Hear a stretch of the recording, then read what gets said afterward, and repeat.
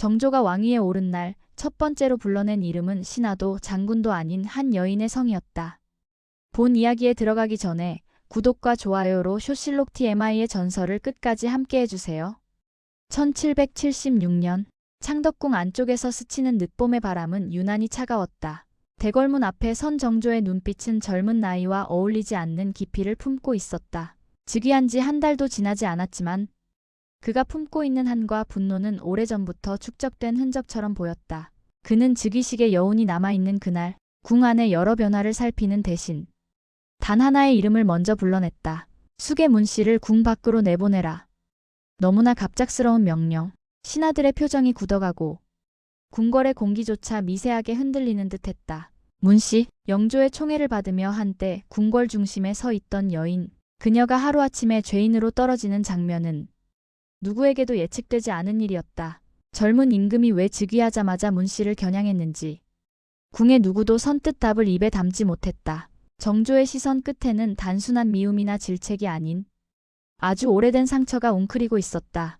그 상처의 시작은 지금으로부터 25해 전 1751년 겨울 창경궁의 깊은 정막 속이었다. 눈 덮인 창경궁 회랑, 찬 기운이 뼛속으로 파고들던 그날 영조는 깊은 슬픔에 잠겨 있었다. 사랑하던 장자인 효장세자를 떠나보낸 지 얼마 되지 않아 세자의 배필이던 현빈 조씨마저 세상을 떠났기 때문이다. 궁과 조정은 상복으로 뒤덮였고 빈전의 촛불만이 흔들리는 기운을 간신히 붙잡고 있었다.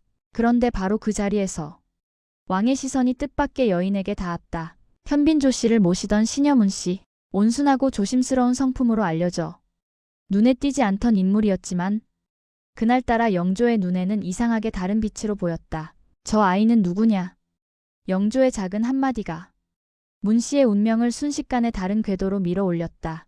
장례가 끝나기도 전 문씨는 왕의 곁으로 불려들어갔고 궁 안의 공기는 단번에 술렁였다. 왕이 며느리의 시녀를 가까이 두었다는 소문은 한순간에 퍼져나갔고 도덕과 예의의 경계가 흔들린다는 탄식이 이어졌다. 그 모습을 지켜보던 18세의 사도세자는 말로 표현하기 어려운 감정에 휘말렸다. 아버지에 대한 존경은 균열을 맞았고 이후 부자 사이에는 되돌리기 힘든 틈이 생겼다. 문씨는 그렇게 왕의 세계로 들어가며 사도세자의 마음속 깊은 곳에 첫 번째 그림자를 드리웠다. 문씨가 영조의 시선을 얻은 그날 이후 궁의 질서는 미묘하게 어긋나기 시작했다. 장례가 끝나기도 전에 그녀는 왕의 곁에서 머물기 시작했고 이 소식은 궁녀들 사이에서 먼저 퍼져나갔다. 왜 하필 저 시녀인가? 속삭임은 점점 커졌지만 아무도 입 밖에 낼 수 없었다. 왕의 선택이었기 때문이다. 사도세자는 이 광경을 바라보며 어린 마음에 설명하기 어려운 혼란을 느꼈다. 아버지가 상중의 시녀에게 마음을 기울이는 모습, 그 사실은 그에게 깊은 실망으로 남았다. 문씨는 얼마 지나지 않아 후궁으로 책봉되고 화령옹주와 화일옹주를 낳으며 궁에서의 입지를 단단히 굳혔다. 하지만 더 심각한 문제는 그녀의 가족이 궁중 세력으로 편입되기 시작한 순간이었다. 오빠 문성국, 그는 동궁전 별감들과 연결되며 사도세자의 일거수일투족을 파악했다. 누구를 만났는지, 얼굴이 어땠는지, 무슨 말을 했는지 모든 것이 보고서로 정리되어 밤마다 문씨에게 전달되었다. 그리고 다음날 아침 문씨는 아무 일 없다는 듯 영조의 곁에서 조용히 입을 열었다. 동궁께서 다시 금지된 이야기를 하셨다 하옵니다. 영조의 시선이 얼어붙듯 변했고 사도세자에 대한 의심은 더욱 깊어졌다. 문씨는 감정이 거의 드러나지 않는 표정으로 아버지와 아들 사이에 놓여있는 보이지 않는 돌을 하나씩 더 얹고 있었다. 세자는 점점 말수가 줄어들었고 그의 표정에는 불안과 두려움이 스며들었다. 궁의 공기마저 문씨 쪽으로 기울어가는 듯했다. 정조가 훗날 즉위하자마자 문씨의 이름을 지워버리려 했던 이유. 그 이유는 바로 이 시절의 그림자 속에 숨어 있었다. 창경궁의 밤은 조용했지만 그 정막 속에서는 보이지 않는 움직임이 끊이지 않았다. 문성국은 동궁전 근처에서 사람들을 불러 모으며 세자의 동선을 하나씩 확인하고 있었다. 세자가 누구를 만나고 얼굴빛은 어떤지, 말투는 흔들렸는지, 누구와 오래 머물렀는지 아주 작은 변화까지 놓치지 않았다. 그는 마치 자신이 감찰관이라도 된 듯 궁녀와 별감들의 귀에 은밀한 부탁을 남겼다. 오늘 들은 것은 모두 내게 전하시오. 사소한 것이라도 빠짐없이. 그 정보는 밤마다 문 씨에게 전해졌다. 문 씨는 고요한 표정으로 보고를 받으며 표정을 거의 흔들지 않았다. 그녀의 손끝에는 항상 작은 부채가 있었는데 그 부채가 미세하게 흔들릴 때면 문성국은 그날 보고가 충분하다는 신호로 받아들였다. 문 씨는 새벽녘이 되면 영조가 잠에서 깨어나는 순간을 기다렸다. 그리고 마치 아무 의미 없는 일상을 전달하듯 부드러운 음성으로 속삭였다. 전하, 동궁께서 또 근심스러운 말씀을 하셨나이다. 그 말은 아주 조용했지만 영조의 마음속 의심을 그대로 건드렸다. 왕의 눈빛이 순간적으로 식어가고 주름 사이로 불신이 스며들었다. 사도세자는 자신도 모르게 점점 더 벼랑 끝으로 몰리고 있었다. 그는 아버지에게 다가가려 했지만 그의 말은 번번이 벽에 막혔다. 모든 상황이 문 씨와 문성국에게 유리하게 기울고 있었다.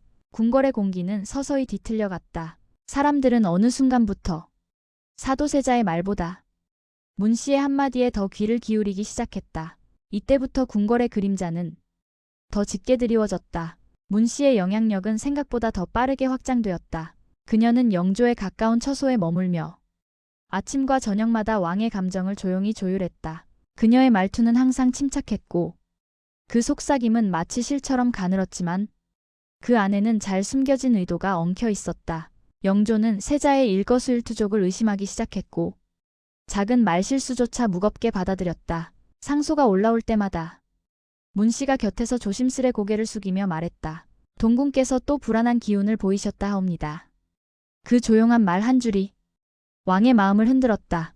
사도세자는 그 변화를 느끼고 있었다. 아버지의 눈빛이 예전과 달라졌고 대화에 담긴 온기도 사라져갔다. 그는 이유를 찾으려 했지만 주변에서는 누구도 진실을 알려주지 않았다. 특히 문성국의 움직임은 동궁전 사람들에게 점점 더 압박이 되었다. 그는 세자를 보필하는 인물들에게 다가와 드러내놓고 협박도 하지 않았지만 은근한 압박으로 행동을 제한했다. 궁녀 하나가 실수로 잘못된 보고를 올린 날, 그녀는 다음 날 흔적도 없이 아랫전으로 내려가 있었다. 그 사건은 동궁전 사람들에게 더 이상 실수조차 허락되지 않는다는 경고처럼 남았다. 사도세자는 점점 혼자였다. 주위를 둘러싸고 있는 것들이 모두 자신을 지켜보는 눈처럼 느껴졌고 그의 하루는 조심스러운 침묵 속에서 흘러갔다. 정조는 훗날 그 시절을 떠올리며 문 씨와 문성국의 그림자를 떠올리지 않을 수 없었다. 세손의 눈에 그 두 사람은 아버지를 고립시키고 왕실을 흔들었던 존재였다. 창경궁의 공기는 어느 겨울보다 더 묵직했다. 눈발은 자주 흩날렸고 회랑에 서 있는 사람들의 옷깃에는 알 수 없는 긴장감이 내려앉아 있었다. 문 씨가 후궁으로 올라선 뒤 궁궐의 흐름은 눈에 띄게 달라지고 있었다. 영조의 주변에는 그녀가 배치한 궁녀들이 속속 들어왔고 그들의 시선은 언제나 조용히 움직이며 누구의 말도 놓치지 않으려 했다. 문성국은 점점 더 노골적으로 궁궐의 한 갈래를 자기 중심으로 묶어갔다. 그는 관리들을 따로 불러 사소한 일에도 보고를 요구했고 보고 체계는 점점 촘촘해졌다. 그 과정에서 사도세자의 처소는 가장 큰 타격을 입었다. 동궁전으로 향하는 사람들의 발걸음은 줄었고 세자를 보필하던 이들 역시 문씨 쪽 눈치를 보며 행동을 조심하게 되었다. 세자는 그 변화를 온몸으로 느꼈다. 왜 모두가 나를 피해 다니는가? 그는 혼잣말처럼 읊조렸고 주변 사람들은 감히 답하지 못했다. 영조 역시 문씨와 문성국이 가져오는 보고에 익숙해졌고 그가 세자에게 보내던 시선은 어느덧 차갑게 굳어 있었다. 조금이라도 서운한 흔적이 보이면 문씨는 곁에서 조심스레 말했다. 동궁께서 요즘 기운이 불안하다 하옵니다. 그 말은 실처럼 얇았지만 왕의 마음에 직접 닿아 흔들었다. 세자는 아버지에게 불려가도 대화를 제대로 이어갈 수 없었다. 말을 꺼내려 하면 영조는 이미 다른 판단을 하고 있었고 세자는 설명할 틈도 얻지 못했다. 궁궐 안에서 사람들은 은근히 문씨 편에 섰다. 그녀가 왕의 마음을 쥐고 있었기 때문이었다. 문씨가 지나가면 궁녀들은 고개를 숙였고 대신들조차 표정을 정리하며 조심스레 인사했다. 그 모든 변화가 세손 이산의 눈에도 들어왔다. 어린 세손은 아버지의 처소에 고여있는 묵직한 공기를 느끼며 말없이 손을 꽉 쥐었다. 문씨와 문성국이 키워간 그 그림자는 서서히 왕실 전체를 감싸기 시작했다. 문 씨의 영향력은 단순히 후궁의 권세를 넘어 궁궐의 중심축에 닿고 있었다. 그녀의 주변에는 자신에게 의지하는 사람들과 눈치를 보는 사람들이 얽혀 있었다. 한 중록에서는 문 씨 남매를 향한 날카로운 시선이 기록되어 있지만 정조가 느낀 그림자는 어린 시절 직접 목격했던 장면들에서 시작되었다. 사도세자는 어느 순간부터 자신의 말을 믿어주는 사람이 없다는 현실을 깨달았다. 그는 말을 줄였고 표정은 날이 갈수록 무거워졌다. 궁궐의 일정한 리듬조차 그에게는 낯설게 느껴졌다. 자신의 행동이 항상 누군가에게 보고되고 누군가는 이미 해석까지 마친 뒤여서 세자는 더 이상 편히 숨을 쉬기 어려웠다.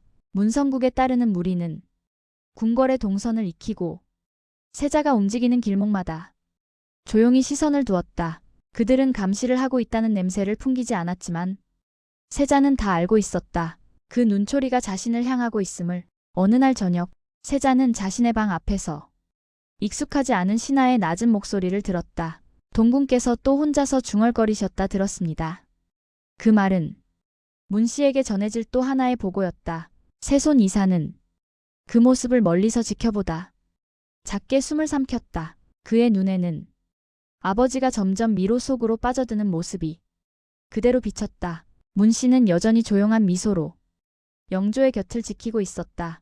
양쪽 입꼬리는 거의 흔들리지 않았고 그녀의 말투는 언제나 일정한 속도로 이어졌다. 그 침착함 속에서 조선 왕실의 균열은 점점 벌어지고 있었다. 1760년대 중반, 문 씨는 이미 궁궐 전체를 흔들 만큼의 힘을 지니고 있었고 그 주변에서는 세자를 향한 의심이 너무 익숙한 일이 되어 있었다. 이 시점에서 정조가 훗날 왕이 되어 가장 먼저 문 씨를 궁 밖으로 내쫓은 이유는 이미 절반 이상 설명된 셈이었다. 그에게 문 씨는 아버지를 고립시킨 시작점이었고 가장 지워버리고 싶은 과거였다. 1760년대를 지나며 궁궐의 공기는 더 무겁게 가라앉았다. 사도세자의 표정은 날이 갈수록 어두워졌고 그의 방 안에는 불안이 겹겹이 쌓여있는 듯한 긴장감이 감돌았다. 문성국이 지켜보는 눈은 점점 더 노골적으로 느껴졌고 세자는 작은 행동조차 조심했다. 누군가의 시선이 언제나 어둠 속에서 따라오는 느낌, 그 감각은 그의 어깨를 짓눌렀다. 사도세자는 한밤중에 홀로 회랑을 걸을 때면 자꾸만 뒤를 돌아보았다. 아무도 없는 공간인데 발소리가 겹쳐 들리는 듯 했고 침전으로 돌아가 누우면 어딘가에서 중얼거리는 기척이 들리는 것만 같았다. 그의 마음은 흔들리고 있었다. 영조는 어느 순간부터 사도세자의 말보다 문 씨 남매가 가져오는 보고를 더 신뢰했다. 왕이 아들과 마주할 때 그의 시선은 이미 굳어 있었고 세자는 설명하려 해도 말이 끝까지 닿지 않았다. 그 몇 년간 궁은 사소한 사건에도 바람처럼 흔들렸다. 어느 날 창경궁 낙선당에서 갑작스런 불이 치솟았다. 원인은 알 수 없었지만 불길이 빠르게 번졌고 사람들은 허둥지둥 물을 옮겼다. 혼란 속에서 문성국은 가장 먼저 영조 곁으로 달려갔다. 그리고 단정한 목소리로 말했다. 동궁께서 기운을 다스리지 못해 실화가 일어났다는 소문이 도옵니다. 그 말 한 줄이 궁궐의 방향을 완전히 갈라놓았다. 영조는 입술을 굳게 다물고 세자를 불러들였지만 그에게 변명할 기회는 거의 주어지지 않았다. 세자는 억울함에 손을 떨었고 말문이 막힌 채 서 있었다. 그날 이후 그의 마음은 조금 더 깊은 어둠으로 내려앉았다. 그날 밤 세자는 낙선당 우물가에 오래 머물렀다. 찬 바람이 스치는 가운데 그의 발끝은 한참 동안 움직이지 않았다. 숨을 들이쉴 때마다 남아있는 희망조차 흔들리는 듯했다. 세손 이사는 그 모습을 멀리서 지켜보고 있었다. 차마 다가가지 못한 채 그저 두 손을 움켜쥔 채 서 있었다. 문 씨의 존재는 이제 단순한 후궁의 이름이 아니라 세자 마음속에서 절망의 그림자로 커지고 있었다. 궁궐의 균열이 깊어지던 그 무렵 문 씨는 새로운 욕망을 드러내기 시작했다. 그녀는 이미 두 옹주를 낳았지만 아들을 가지지 못한 점이 항상 마음속 불안으로 자리 잡고 있었다. 아들을 낳아야 내가 가진 자리가 완전해진다. 그녀는 가까운 궁녀들에게 은근히 그런 말을 자주 흘렸다. 궁궐 안에서는 한 가지 소문이 퍼지기 시작했다. 문 씨가 궁 밖에서 한 아이를 데려와 왕자라 속이려 했다는 이야기였다. 야사로 전해지지만 그 소문은 당시 궁궐 사람들을 크게 뒤흔들었다. 이종성 영의정은 그 움직임을 감지하고 조용히 막아섰고 그 일은 더 크게 번지지 않았지만 그 순간부터 궁궐 사람들의 시선은 완전히 달라졌다. 문 씨는 이제 왕의 총애를 넘어 왕실 질서를 뒤흔들고 있다. 그런 분위기가 확실히 자리 잡았다. 문 씨는 여전히 영조 곁에서 조용히 고개를 숙이고 있었지만 그녀의 눈빛에는 예전보다 더 강한 확신이 스며 있었다. 영빈 이씨, 사도세자의 생모에게조차 문 씨는 예의를 벗어나 행동하기 시작했다. 왕실의 어른 앞에서도 고개를 숙이지 않고 조금도 물러서지 않았다. 그 행위는 궁궐 전체의 균열을 만드는 도화선이었다. 그럼에도 영조는 문 씨에게 깊은 신뢰를 거두지 않았다.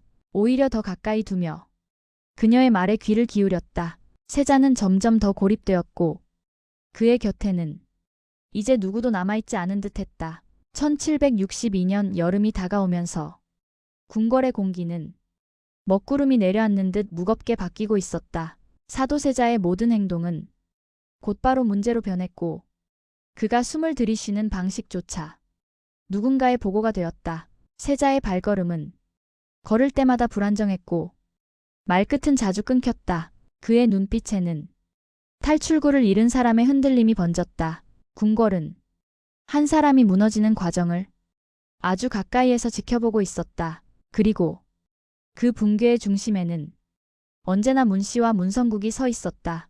1762년 여름, 궁궐의 그늘은 가장 짙은 순간을 맞이하고 있었다. 사도세자의 발걸음은 점점 더 무거워졌고 그의 눈빛에는 설명하기 어려운 공허함이 퍼져 있었다. 궁궐 사람들은 세자가 회랑을 지나갈 때마다 조심스레 고개를 숙였지만 그 시선 안에는 불안과 두려움이 묻어나 있었다. 세자는 자신의 처소에서 한참 동안 아무 말 없이 앉아 있을 때가 많았다. 그의 주변에는 문성국이 뿌려놓은 감시의 흔적이 가득했고 그 압박은 어느 순간 세자의 마음을 짓누르는 돌처럼 자리 잡았다. 영조가 세자를 불러들였을 때 궁궐의 공기는 숨을 쥐고 있었다. 세자는 조심스레 문을 열었고 왕의 시선은 이미 차갑게 굳어 있었다. 말을 꺼내려는 순간 영조가 손을 들어 막았다. 그 한 손짓은 세자에게 남아있던 마지막 희망을 지워버렸다. 그리고 내려진 명, 동궁을 가두어라.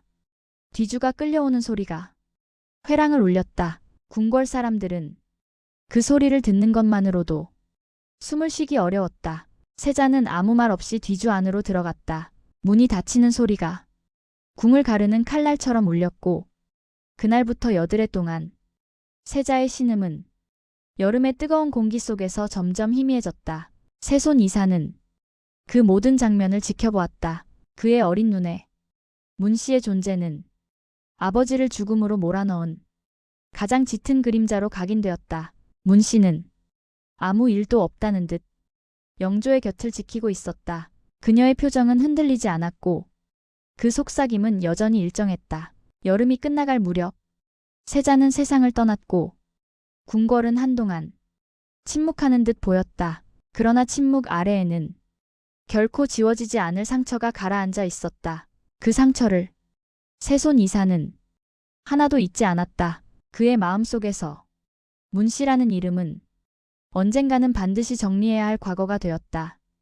1762년 이후 문 씨의 이름은 궁궐 깊은 곳에서 점점 낮은 소리로 회자되었다. 영조는 여전히 그녀를 가까이 두었고 문성국 역시 그 곁에서 영향력을 유지하고 있었다. 그러나 기세 좋던 문 씨의 권력도 영원할 수는 없었다. 1776년 세손 이산이 드디어 왕위에 올랐을 때 궁궐의 공기는 다른 의미의 긴장감으로 채워졌다. 정조의 즉위는 조선의 새로운 바람을 뜻했지만 그 바람 뒤편에는 오랫동안 눌러 담아온 한이 자리하고 있었다. 즉위한 지 한 달, 젊은 왕은 결심을 굳혔다. 그는 조용히 신하들을 불러 짧지만 날카로운 명을 내렸다. 수의 문씨, 궁에서 내보내라. 문성국의 죄를 조사하라. 그 명령은 궁궐 전체의 번개처럼 퍼져나갔다. 문 씨는 아무 말도 하지 못한 채 그 자리에 서 있었고 그녀의 오랜 영향력은 하루아침에 꺾여버렸다. 정조가 그토록 빠르게 움직였던 이유. 그것은 단순한 미움이 아니었다. 아버지의 삶을 뒤틀어버린 그림자를 자신의 삶에서 지우기 위함이었다. 궁을 떠나는 문 씨의 발걸음은 잔잔했지만 궁궐 회랑에 남은 기운은 차갑고 비어 있었다. 문성국 역시 오랫동안 쥐고 있던 자리에서 밀려나 조사와 처벌의 대상이 되었다. 정조는 그렇게 아버지가 겪었던 어둠의 원인을 하나씩 정리해 나갔다. 문 씨가 사라진 뒤 궁의 공기는 분명하게 달라졌다. 세자의 죽음 때문에 수척해진 궁 사람들의 표정에도 미묘하지만 가벼운 바람이 스쳤다. 정조는 아버지를 위해 복수했다기보다 왕실의 흐름을 다시 바로잡기 위해 그녀의 이름을 지웠다. 문 씨는 더 이상 궁궐을 흔드는 존재가 아니었다. 그녀의 이름은 정조가 정리한 첫 번째 그림자였다. 그리고 바로 그 순간 조선 왕실은 수십 년 이어진 균열에서 서서히 벗어나기 시작했다. 구독과 좋아요로 쇼실록 TMI의 다음 편을 기다려주세요.